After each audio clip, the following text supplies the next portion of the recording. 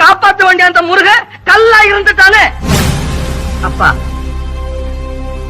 ஆண்டவனுடைய சோதனை எவனுக்கு கிடைக்கின்றதோ அவன் அருகிலே இறைவன் நெருங்குகிறான். சோதனை செய்த மாணவன் தான் மேல் வகுப்புக்கு போகிறான். தட்டி ராவி எடுத்த தங்கம் அடிகலமாகிறது. அடித்து தோய்த்த வேட்சி வெண்மையாகின்றது. படைத்த மூங்கில் பல்லக்கிலே உலகத்திலே சோதனை